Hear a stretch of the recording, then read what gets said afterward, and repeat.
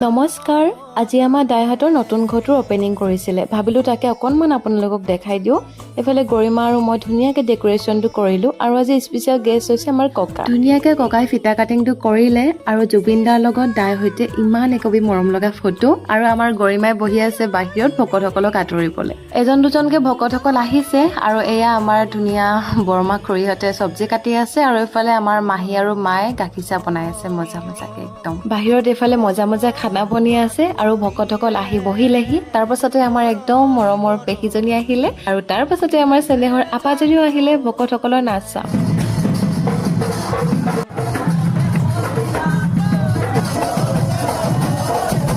এফালে আমি আমৰুকি আছো আমৰুকাৰ পাছতে এফালে প্ৰসাদ বিলালে ধুনিয়াকে প্ৰসাদ খালো তাৰ পাছতে ভাত দিলে ধুনিয়াকে আমি ভাত খালো আৰু এয়া ৰীতাসী বাইদেউ দেই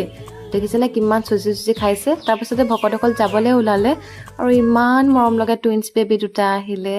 আজিলৈ ইমানেই বা